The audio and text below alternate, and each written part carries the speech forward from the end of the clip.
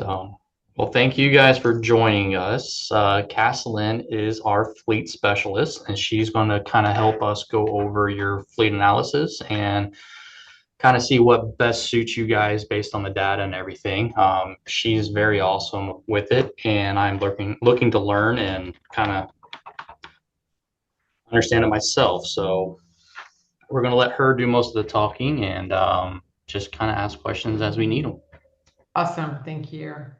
Yeah, absolutely. Thank you, Chris. And like you said, I'm their fleet specialist. My name is Casilyn. I work with them to put together fleet analyses and based on fleet lists from our customers. And so what you're going to see today is actually from your data. But before we dive in, I'd love to, get to know you guys. I know I saw Janet pop in. I want to make sure I know, you guys and what key role you guys play for the company. Do you guys mind introducing yourself? Yeah, that's fine. This is Bonnie. I'm trying to turn on my video and Zoom is still really not being super functional at the moment. I'm the chief operating officer here and I get involved in making the actual purchases of the vehicles for our station and the ranch, which Jean is involved in. So Chris has been kind of dealing with me, but we also have people that go by and look at trucks too. Yeah. But we've been trying to figure out a way to have a different program than what we've had in the past. Okay. Well, it's very nice to meet you, Bonnie. Thank you. Just meeting you. Gina, are you able to come off mute and introduce yourself? Yes, hi. Yeah. Did you say Jean or Janet? Go Whoever. ahead, Janet. Go ahead, All right. Janet. Go, Janet. Go. All right, I'll go. Hi, I'm Janet. I am the CFO here, and I had a conflict, so I'm gonna have to drop whenever that I'm waiting Okay. to join another call, but I'm here to listen for as long as I can. Yeah, I'm happy you're here, Janet. Thank you. And everyone who's on the call today, you will get a copy of the presentation, and it'll have my phone number, my email address, as well as Chris, obviously. But any questions that you have, or maybe you've missed, and since your role as a CFO, you're probably going to look at this analytically. So definitely reach out with any questions you have. Okay. I'm so glad you're recording it, seeing how I'm fairly functional here. Sounds good. Thank you. Hey, no worries. Yeah, I'm hopeful that everyone's going to also get the Read AI meeting notes. It works for me, and I haven't had any complaints. But if you don't get a copy after this, give it, maybe 2 or 3 hours, then reply to my email, and I'll make sure you get a copy. Thank you. Absolutely. All right, Jean. Yeah, I'm Gene Lawless. I'm the ranch manager here at Buck Island Ranch. So it's kind of over. Bonnie orders and buys them, and then we try to take care of them the best we can Yeah. over the time frame. So. Well, it is very nice meeting you, Jean. Thank you so much for being here, and Janet. As well as Bonnie, Jean, all of you guys, at any point during the presentation, I may ask you guys questions about how you operate your fleet. It might feel like I'm prying a little bit, but it's really just to understand your operations, how you guys, went from A to B to C, so to speak, and then how perhaps this presentation relates to your story and how it can solve some problems, maybe. If it doesn't, that's okay, but I'm very, very confident that you guys will be interested in what Chris and I have put together for you. Really? Go ahead. I know. I just said we're looking forward to it. Good. Well, I'm glad. And Bonnie, you said something earlier that if you don't mind me asking some more detail, you said you're looking for a different way of running a program. What did you mean by that? Well, we've just never had a consistent way of, keeping up with keeping vehicles refreshed at this institution. Where a lot of our programs are grant funded. Mhm. And so, I think over time, and I'm still relatively new here, but over time, there's just been slugs of vehicles that have come in as opposed to had a consistent way of keeping them replenished and getting the most value out of a used vehicle. And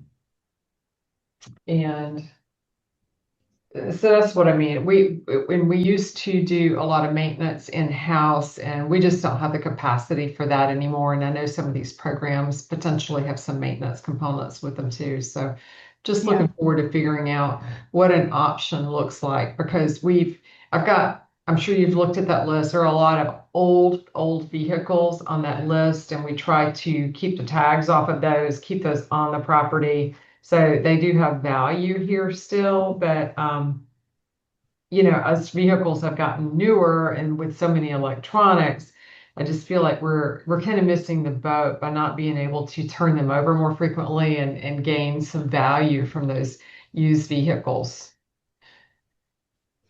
Okay. And our needs vary, and it's important that Jean is on here. Our needs vary a lot. Where we are at our main research station, we're out here on the Lake Wales Ridge. We're trying to move to more mid-sized vehicle to have less impact on the resource that we have here. Whereas the ranch is run like a traditional ranch. We have use for a mid-sized vehicle, we have use for a half a ton, we have use for a three-quarter ton and above. So, we have different needs depending on the location. But still, where anytime the vehicles are leaving the property, we want to make sure that, we're putting our staff in something that's safe and roadworthy, but we're also, you know, able to glean some value in keeping them refreshed too. If that's a rambling answer. Yeah. I think that gave us a good idea of what your goals are and what you guys are already thinking about. I'm excited to lay out exactly what the plan is. If I'm taking it as an analyst point of view, if I were to see your fleet, which I did, and just look at the data, what would my perfect plan, in air quotes, be for you guys? But having additional information, there may be some edits that we might want to take along the way. So I want to make sure that we're all on the same page. So thank you so much for that. I think unfortunately Bonnie dropped, so I'm sure she'll rejoin here in just a moment. Jean, she kind of threw it to you on giving additional information about usage of the vehicle. Would you mind giving me some detail about what she meant by that? Yeah, so I mean, here at the ranch, I mean, just follow what Bonnie said. We've never really had what I'm going to call a capital replacement program. We bought a truck, we run it to the wheels run off, and then historically we were always able to fix those trucks or get parts to fix them. So we just would take a tag off of them and make them what we'd call an off-road truck, as Bonnie explained. So Mhm. I'm elated that we're looking at a capital replacement plan because I've tried to look for one for 30 years. But Wow. on that, on the ranch, we have the need for probably 5 trucks on the operation side, and I'm going to probably say about 6 to 7 on the research side. So probably 10 to 12 trucks altogether on the ranch operation side of Archibald. And on that, several of those trucks probably won't get 15,000 miles a year, but they are run pretty, they're off road. We try to keep them dent free, scratch free, and all of that. But all of that will come with a new program as well. So we've always tried to, I mean, I had trucks that were 30 years old, still running, still going, but it was time to get rid of them. Okay. Jean, thank you for that additional information. It's helpful because looking at your fleet list, I did notice that there was a title of station and ranch. Um, and then, of course, now I recognize your last name assigned to most of the ones at the ranch. So I have an understanding of where the trucks are, or when I say trucks, I just mean the vehicles, where they are as far as your ranch assignments go, the off-road, on-road, etc. Have we not covered anything? I know Janet's still on the line. Before you drop off for another meeting, did you want to add any additional information that may have been missed here? No, I think we're good. Okay. Hey, All right. Casilyn, just real Yeah. quick, on with Gene, on those trucks that are at the ranch, do you guys have like a lot of idling time on those units, those trucks? And you mean idling as in Just sitting? sitting, not actually driving, but running? Yes, yes, sir. Yeah, no, I mean a lot. I mean, like some are to drive out to the field to get to a tractor, by something like that. But yeah, there's not a whole lot of there's quite a few of them that sit for sure. Okay. Okay. And what we discovered is with your fleet list, I have a screenshot of it here. I kind of pieced it together for you so we could kind of be refreshed on what your fleet list looks like. I noticed that there weren't every vehicle didn't have any odometer reading assigned to it. So for this analysis, I only have 21 units to work with. So it will give us a good understanding of how you guys are running your fleet right now. Perhaps there are some missing pieces. And so whenever, Janet, just for future evaluation of the analysis, whenever you're looking at it, you may think, well, we're missing some pieces. We're missing some core vehicles because we don't have those odometer readings on the list. We can add them and we can readjust the analysis. It's no skin off my teeth. So let's dive in with that in mind. Typically, when you need a vehicle, you typically start looking online probably and maybe give your salesperson a call over at Gilbert and say, hey, I need a vehicle. That is where every fleet management conversation or fleet cycling conversation begins. It's all about how do we acquire vehicles? How do we finance them? What happens when we need to remarket or get rid of this vehicle and resell it? And then who and where are these vehicles assigned? And when do we cycle them? That's typically the questions that I get when I'm having these conversations, all of which we've already spoken on. And you even mentioned a little bit of maintenance. But what I didn't hear, if you don't mind me asking just some questions about it, how do you guys fuel the vehicles currently?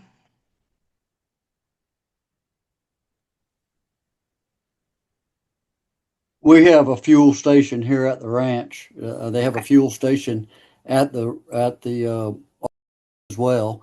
So have two 2,000 gallon tanks here, and Mm. one 330 gallon on-road diesel fuel.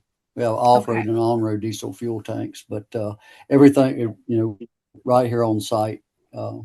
I think there are 500 gallon tanks at the Archibald, but Bonnie's there now. She can answer that question Yeah, on fuel. ours are smaller than that, but we also use wax with Mhm. at another of our sites at the Avon Park bombing range because they're not at either of these locations. And I'm sorry, I am echoing here, but I don't hear it. Go ahead and mute okay, your computer. That will okay. get rid of the echo because it's only echoing for you, I think. I can't mute it. It Okay. says it can't detect my microphone, but it clearly is working. If Well, we're I mean echoing your here. speakers. Yeah, I mean your speakers. So just turn the volume down on your computer. Okay, let me do that. Okay, let's try that. We do have another location at the Avon Park bombing range, where it's a whole nother unit up there. And because we're operating off of a federal site, we don't have physical, we don't have any facilities there other than just an office and the vehicles. Okay. So they do utilize Wex cards up there. There's, I think, maybe 5 of those vehicles. If they're labeled Avon Park Air Force Range, all of those that are labeled APAFR are using a Wex program. Okay, so I see a Frontier, Colorado, an Yes. F-150. Okay. All right, I'm with you. All right. Well, that gives me some good information as far as the fuel needs go. Because so if we're looking at the fleet management style you guys are at right now, I'm thinking let's look at it holistically. So not just one vein. Today's call is going to be in one vein. I will be very honest. It's going to be about the fleet data, fleet cycling. But on another call after this, we can discover what kind of fuel programs are out there, what kind of maintenance programs are out there that Gilbert has to offer that is the best match for what we uncover today. That seems to be the best course of action, especially for your situation, having multiple locations and multiple different fleet purposes. I think that would be beneficial. And then you're probably curious about telematics. Are you guys operating with any kind of telematics program right now, affectionately called, GPS tracking or any kind of safety programs? No. Okay. No. Okay. So at any given point, a truck leaves the premises. Who is responsible for that truck? Person driving it. I mean, at the end of the day, most like on the ranch here, all of our trucks on the research side, they have a log in them, and you got a log book in them. Yeah. Yeah. So that log book is because they're not affiliated with one grant, this, that, and the other. So we try to track the mileage per grant, this, that, and the other, because that's how we charge the grant themselves is for the mileage. Okay. So. Okay. And when you said you log the mileage per assignment or per job or grant, Yeah. how is that actually logged? Is it in an iPad somewhere or a No, notebook? it's on a piece of paper, and we collect it once a month, and it comes in the office. Okay. All right. And who's responsible for collecting that data? My administrative assistant that's right down the hall. Right, we're Okay. right down the room here. Okay. Yeah, I just know that, keeping a record with pen and paper can be somewhat vulnerable, I think, because what happens if you lose that paper? Or I think that's another conversation. But it's good for me to know because, as you can see on the fleet list, I'm looking over here because that's where my display is. You can see some missing data, and so because of that missing data, I did not include all the vehicles, as I said before. Well, But let's let's clarify those real quick. okay, go ahead. Uh, the F-250 was out in Mhm. the field the day that I went to collect the information. Okay, The Tundra's got 298,000 miles on it. understood. The F-150 is down in the shop right now. And it's got over probably 150,000 miles on it. Okay. It's not that these trucks sit here, so I did not consider them shouldn't have been probably Mm, considered part of this conversation, really. okay. Well, I that's So, good to agree. And I know. did the same thing with the station ones. Those are the older y- vehicles that don't have tags on them and they're literally staying on the property. I don't want to pay for the insurance for them to run up and down the road, but they do have utility for moving people to research sites. Sure. Okay. and Okay. then a Understood. lot of those, like the 1967 Kaiser, that's an old Army truck. That's an Army truck that we converted to a fire truck. The Well, that's 1988 cool. Ford dump truck is just an off-road use truck. The other 5-ton military trucks, a mineral block truck that we're not trading them in. I mean, Understood. so I think the core of this discussion would be the 12 to 15 trucks, the 10 to 12 trucks that we need on a Mhm. day-to-day basis. Um, and then what Bonnie needs at the stations. Her needs as far as trucks are a lot greater than ours, I believe. Okay. All right.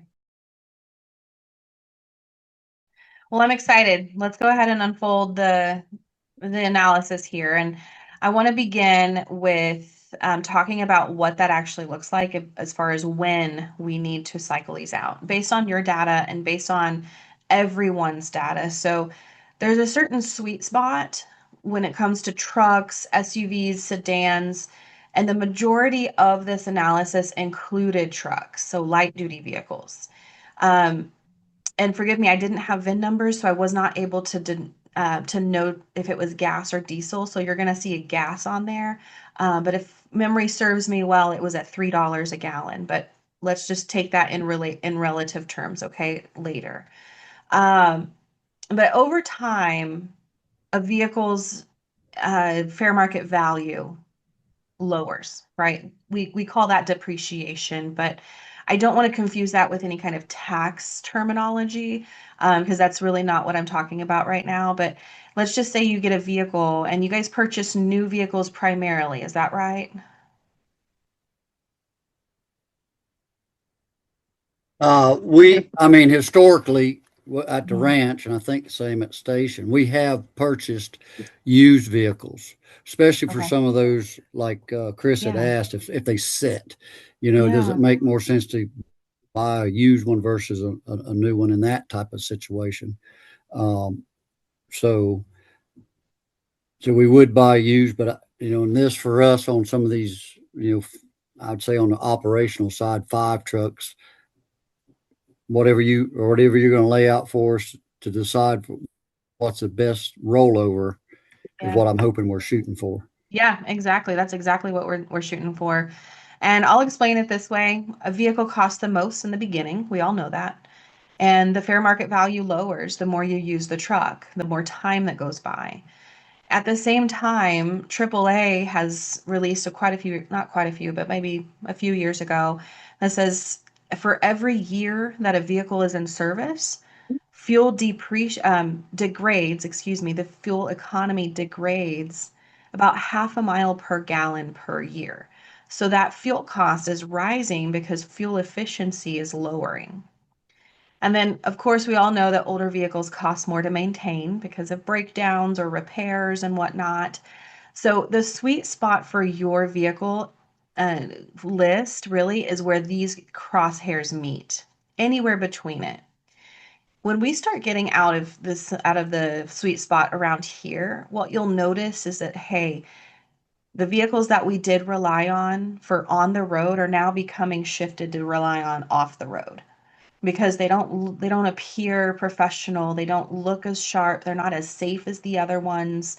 Perhaps they're just a little bit more beat up, and so we keep them behind the gate, so to speak. Do you guys have any company branding on your vehicles? Yes, we Okay. do. Okay. And those are small decals, or are they big wraps that wrap the whole vehicle? It's just decals on the doors, probably 12 to 14 inches. Okay. Yeah, it's very classy. Well, as you know, over time, when you're on the road, dust, dirt, weather, all of that, they do start to peel. Most decals are made for anywhere between 3 and 5 years. Now, with really great care, you can get them to last a little bit longer depending on the material that you choose. But even the companies that supply those decals say 3 to 5 years, depending on I think it's the millimeter thickness of the decal. So, company branding, as well as the technology, Bonnie, that you had mentioned before, the safety features, they do get upgraded and refreshed every single year. So those are the things that we're looking at under a microscope. How is your fleet measuring up to the sweet spot? And so we'll look at that in just a second. But for your fleet list, it's 93,000 miles or every 5 years is when you want to refresh this. And I mean from off the factory line. The reason is because we want to keep that maintenance cost low. We want to keep the fuel costs low. We want to keep those vehicles running sharp and looking sharp. But there's also that remarketing aspect. We want to refresh those. That way you get the best price on that resale value. Let me give you some insider information here. 93,000 miles is under 100, right? We all know that. That is well within the warranty coverage as long as it's under 5 years old from GM. So you purchase these vehicles with your fleet code, your fleet account number that Chris and your salesperson has set up for you. You're going to have that fleet warranty. When you resell these vehicles within 5 years and 93,000 miles, and I say 93 because there's a few more months that a few more miles that this customer can, the second customer can put on. There's going to be a whole lot more lenders at the table to lend for these units and a lot more customers at the table to buy these units. So People will pay for what they really, really want, right? So that will be advantageous for you guys. That resale market is going to be higher than if it were to have, let's say, 150,000 miles or more. Let's move on to how we actually get this strategy to work for you all. So I want to lay this out for you, and I'm going to change my screen, but maybe hopefully you can follow the laser, okay? So track leasing is all about paying for the piece of unit that you want and that you're going to use. So it stands for Terminal Rental Adjustment Clause. So essentially what that means is you determine a residual amount that you're going to pay for and a residual amount left over at the end of your term. Okay. And this is a lease specifically built for businesses that want to lower their risk and heighten their reward. And how we do that is the capital cost of this unit. Let's just say this, the capital cost of this unit, let's just say it's 55,000. We decide, hey, and this is a we conversation as far as your company goes.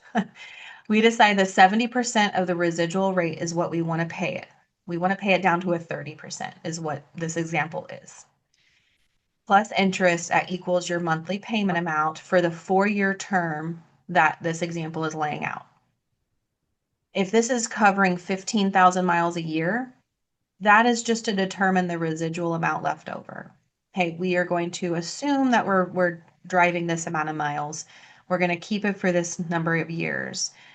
But there are no mileage restrictions on this lease, and there are no wear and tear charges on this lease. So, Jean, you said that you try your best to keep these vehicles looking sharp. This is not going to penalize you guys at the end of the lease. What it will do is continue that value of the truck at the end of that term. So let's just say at the end of the term, the principal balance left is 16,500 out of the 55,000 here at the beginning. Okay. When we resell this vehicle for you, either at trade or auction, or you can sell it yourself because that's your truck, you can do what you want with it. And let's just say you sell it for 25,000 at the end of a 4-year term. That means you have paid off the principal of 16,500 and your equity gain is now at 8,500. That means that your company made $8,500 on this truck within 4 years. Does that make sense? Yes, yes. Okay. So I'm going to build this analysis using this strategy. Chris shared with me that primarily, you use the grants to purchase the trucks with cash, but I want to see if there's a way that we can lower your cash flow and raise your equity gain with using this strategy. So let's look at the data.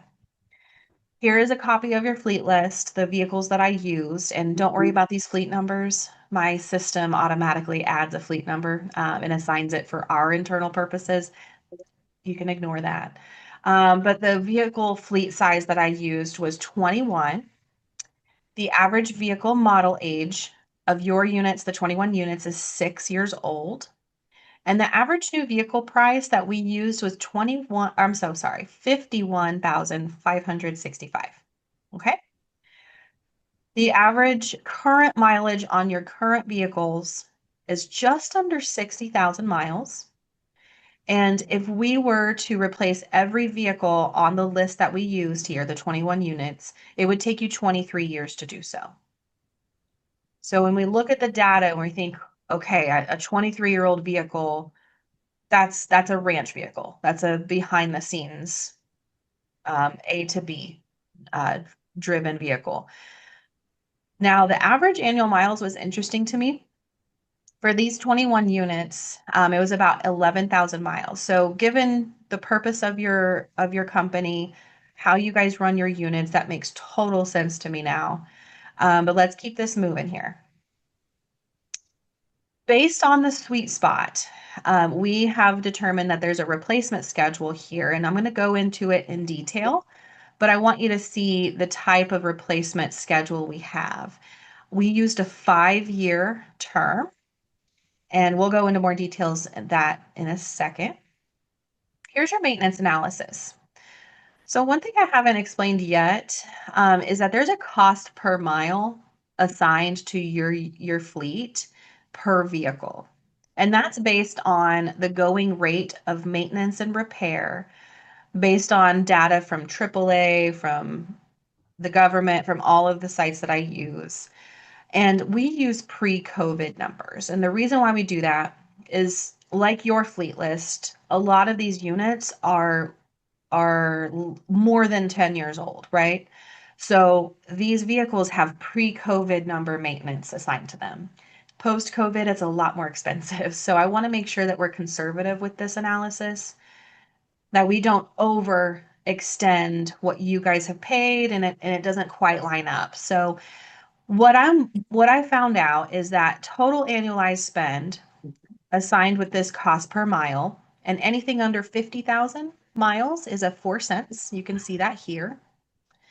And anything above 50,000 below 100,000 miles is at 5 cents per mile. You can see that this top unit will now go to 5 cents per mile in its third year. So this does calculate out for 5 years, but currently your average cost per mile per vehicle is 5 cents. As an analyst, I will say that is not too shabby. That's actually really good. So you guys are doing great for the cost per mile. One thing that I want to point out are these two highlighted units. So of course, these have higher mileage, and you already told me that, hey, those higher mileage vehicles, we kind of want to keep them because they're ranch vehicles, or I'm sorry, they're the ones that we keep on the property. So we can move on to that, but I want to show you just the power of cycling. If this is set at 12 cents per mile, then I'm assuming that it's going to be about $1,600 for you to maintain and repair that unit if it's still going 11,000 miles a year. Now, I know that it's not because you told me it wasn't. But if you were to replace it, then that would lower to about $550 a year. So taking these older units and replacing them, it will allow those costs to lower. Now here at the fuel analysis, we have assigned fuel economy through the government website that we use, and then the cycling economy that we have for these vehicles. I did have a couple of zeros and I did correct that. The screenshot didn't make it though. There's a human error on my part on that screenshot. Now, the average miles per gallon is 16.19 miles per gallon for the whole fleet. And that's an average of these 21 units. And based on a $3 a gallon cost, and that was today's snapshot, or when I ran the analysis, you can see it was on the 4th. Fuel analyses are a little difficult to assign with exact precision because what happens with fuel costs? They go up and down. Yes. Yeah, they go up and down. So it's a static report. And so the total fuel spend for the entire fleet for the year, I'm estimating to be about $44,000. Does that sound pretty accurate to you guys? Probably. Okay. And having on-site fuel and a backup with the WEX card. We actually work with WEX, and WEX works with our GM provider, so it's a seamless transition if you were to use our provider. But it's actually pretty spot on with what we're seeing with fleet sizes and purposes like yours. So with all that being said, I did mention that the proposed cycle year for the track lease would be 5 years. The monthly lease cost would be $869.90. The average miles per gallon would then raise from 16.19 to 17.4. So we get a slight increase on that fuel economy. And as you can see, we used a Silverado for this estimate. Now we know we have Colorados and Frontiers, so the lower trucks there, the smaller trucks there, and then perhaps an SUV here and there. But how can we lower the costs? So the next screen I'm going to put on is a fleet analysis that shows you operational costs only. The costs that I just reviewed with you, maintenance and fuel.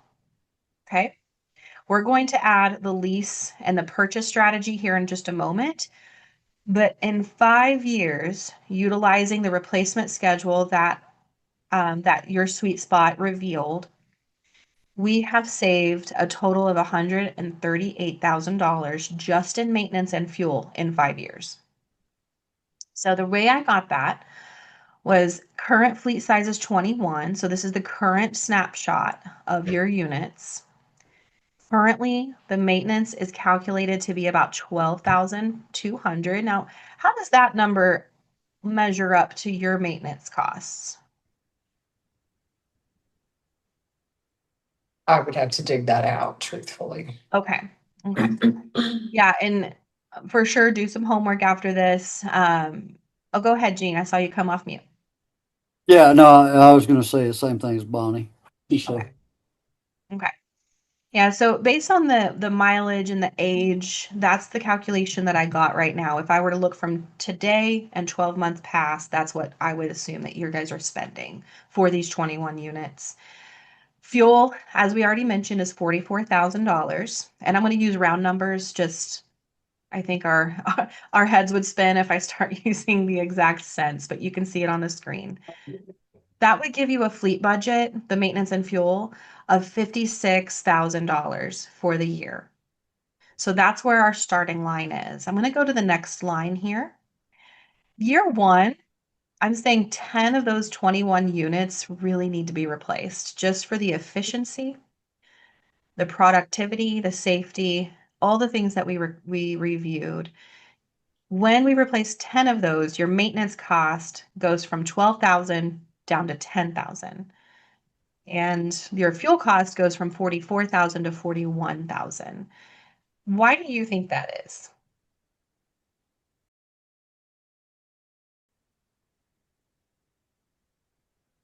I'm not sure if my screen froze. Chris, can you still hear me? I can, yes. Okay. Yeah, I'm just looking at Processing. numbers. I'm sorry. No, Yes. you're good. There's a lot to process here. Yes, it is. It's kind We're of an just eye chart. I vehicles. apologize. And the reason why that lowers here is because newer vehicles cost less to operate because they're more efficient. Now, the next year, year two, your maintenance and fuel are about the same in relative terms to the year one.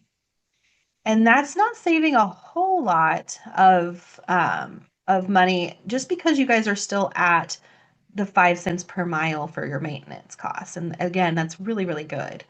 Year three, four, and five, you'll notice that 4 and 5 have some vehicle equity here. And the reason is because if we were to resell a vehicle, a couple of vehicles that you have purchased, that's about the equity if we're using the track strategy that you're looking at. So we're going to go ahead and go to the next screen, and I'm going to add the fleet cycling with the track lease numbers.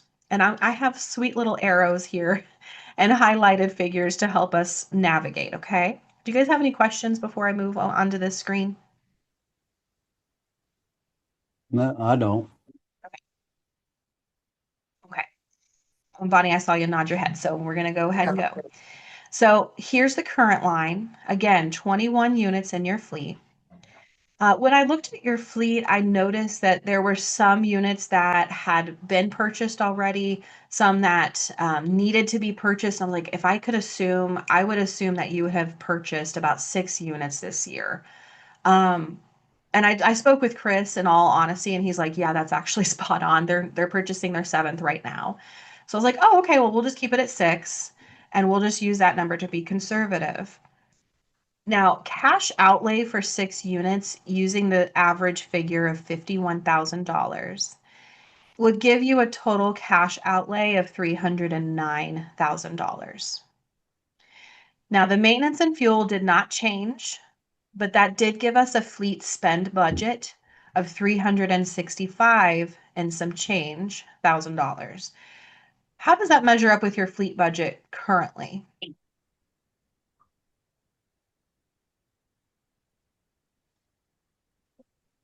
It's hard to answer that question. I Okay. mean, Gene and I have different budgets. I mean, different Oh, cost yes. centers that we're managing these in. So, I mean, we would, I can't answer that this moment.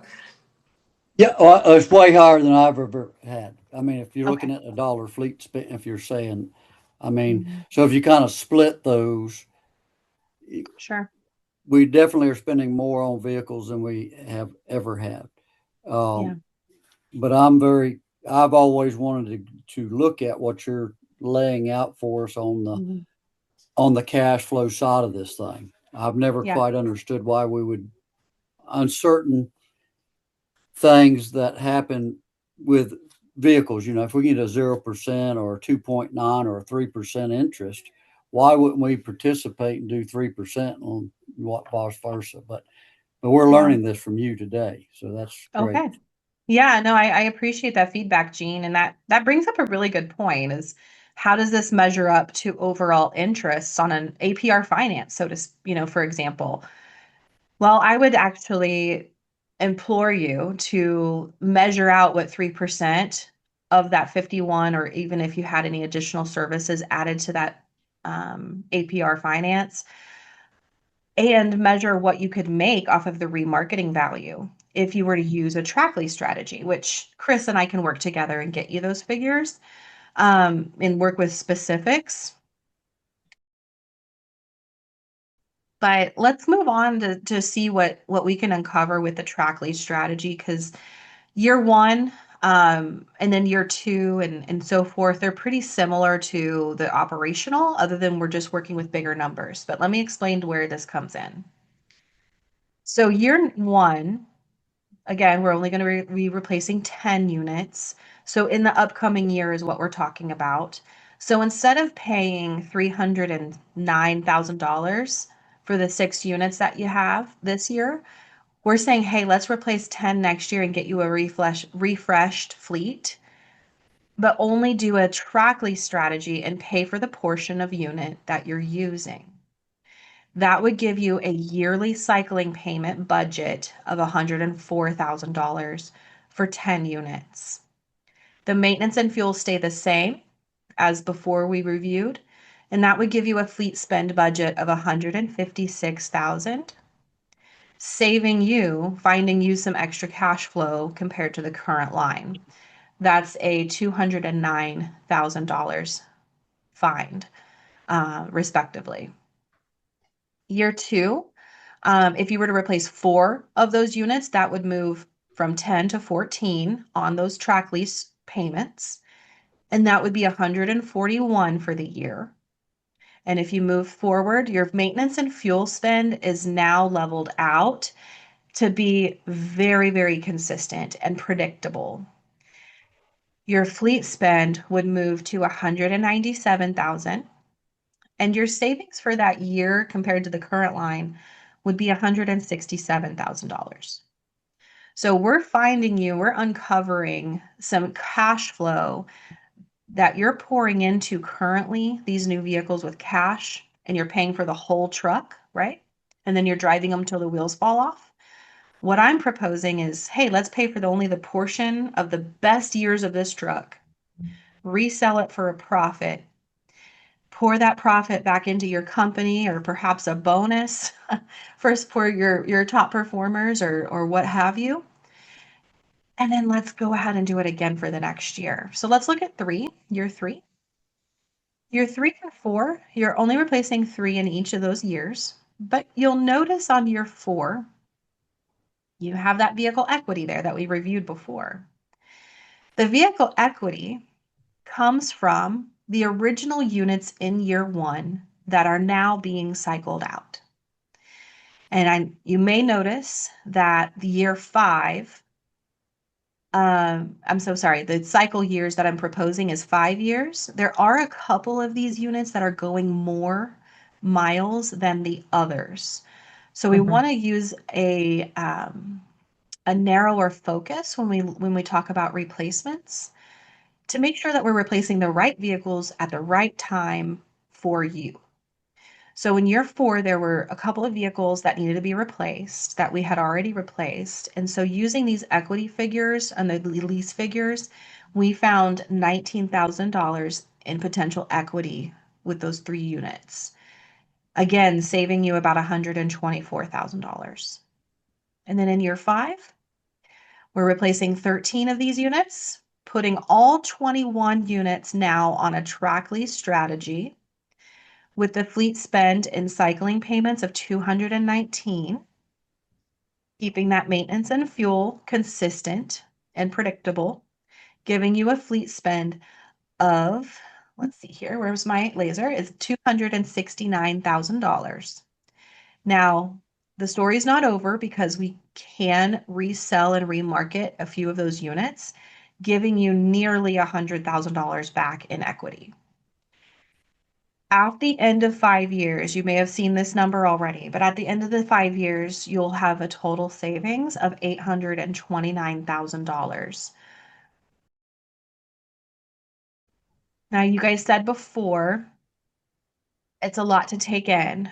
I would love to know your thoughts, Bonnie, as you lean in and follow this along. What are your thoughts?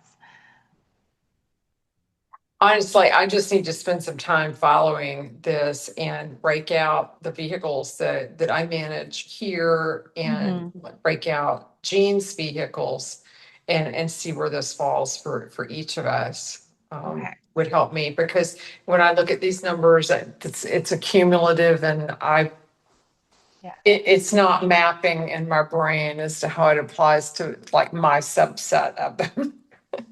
Okay. Yeah. What about you, Jean?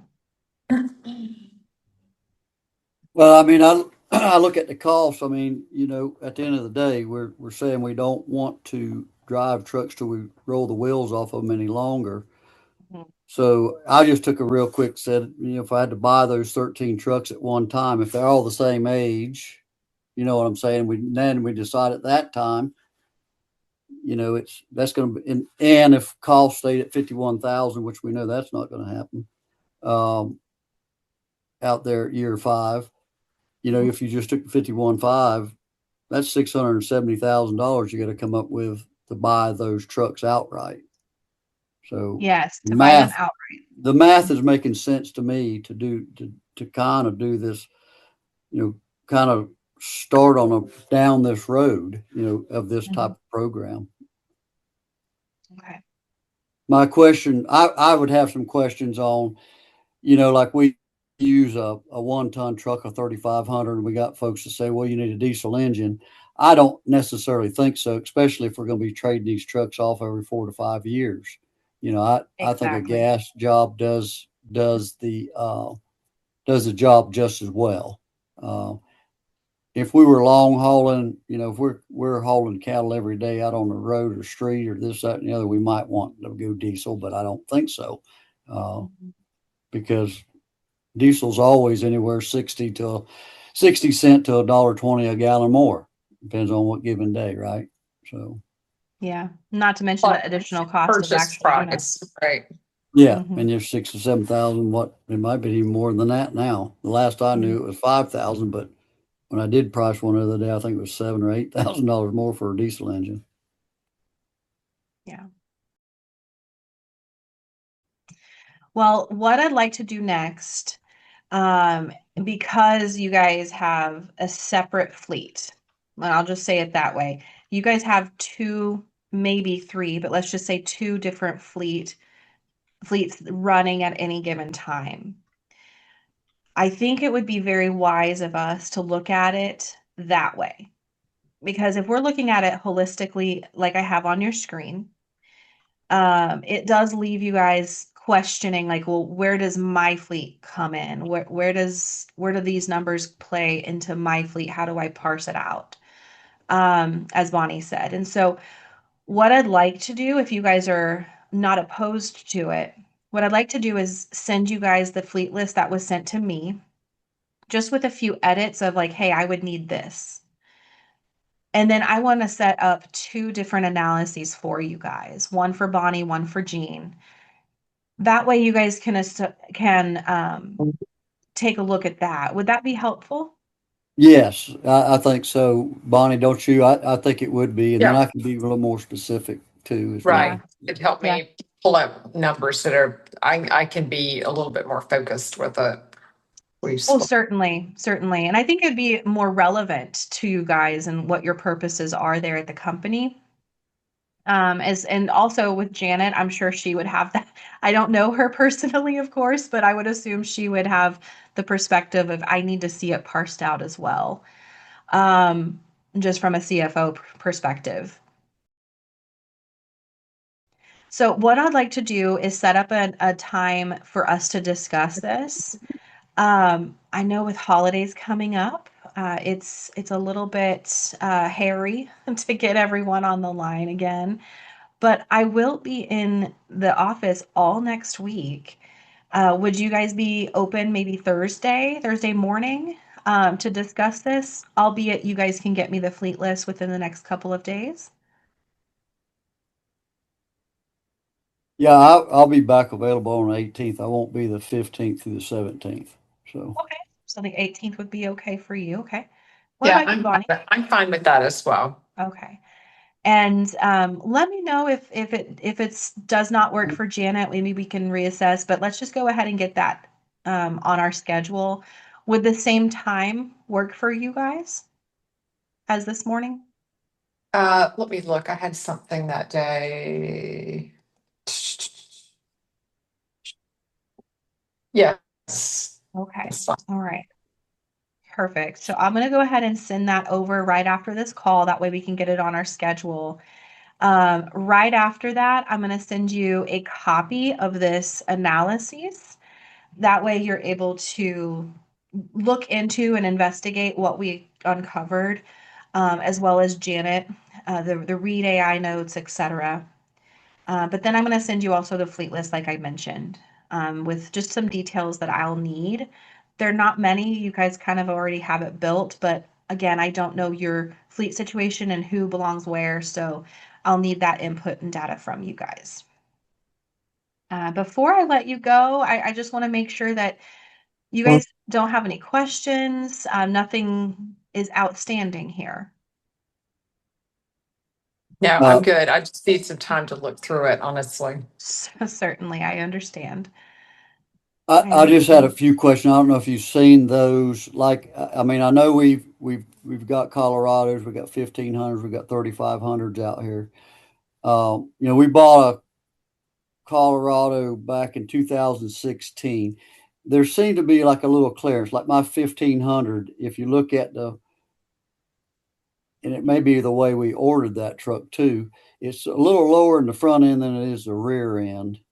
Is there any, I mean, the other thing with the Colorado is a lot of times they're out in the field and stuff. We had that 2016. I did not buy it to be driven in the fields, but the clearance of those are a little tighter to the ground than, say, a Toyota is. I'm just using that as a reference. If I set the Colorado next to the Toyota, the ground clearance is a little bit higher on those vehicles than the Chevy. And I'm a little concerned about that with some of our drivers in the field. Yeah, that would be concerning. Yeah. Well, I mean, go ahead. I'm sorry. I would just ask if is there any way that we could, if we look at that, is there any way to put a little stronger brush guard or, underneath protection, or something like that, you know, yes, that's. Hey, Chris, I think you're answering, but you're on mute. So go ahead and unmute. I forgot about that. Sorry. No, Gene, you're that's good. something you and we can discuss. We can figure out a game plan that's best for you guys. Okay. Yeah, I'll just, that, when I typically buy trucks for off-road, on-road, and I know how much, kind of what the use is going to be, if it's off-road, if it's just my on-road, that's no problem. But when it's off-road, it gets to be a little bit of a concern. I think we kind of went to the same situation with like US Sugar and Florida Crystals, and we have an understanding on what you're going through. So again, we can get together and take care of you on that. Yeah. All right, great. Super. Okay. Well, I will make sure that you guys get all the resources that I've promised you. I'll send out the appointment request for next week. And I look forward to talking with you guys again. Thank you. Now, just the Read Super, AI will thank you. send me the recording of this to my email, Yes, right? and I will, Scout's honor, I will make sure that you guys have a copy. I really appreciate Read AI. It's so helpful to, notate all of the things I would have written down and things that maybe I wouldn't have. So I've really appreciate that we have that service right now. So I'll send that out to you and make sure. It'll have the presentation as well. It'll be the whole recording, I correct? hope so. If it does Okay. not, then I will send you this Zoom recording. How about that? Okay, because I need to work back through the math, and I need to be able to Yes. share it with Janet as well. Yes, absolutely. All right. All Very right, good. it's been Well, I'll make helpful. sure you Thank have all you. the resources. Of Yep. course. Thank you all very much. Have a great day. Of course. It was a Take care. pleasure. Yep. You Thanks. too. Bye. Bye-bye. Thank Bye-bye. you guys.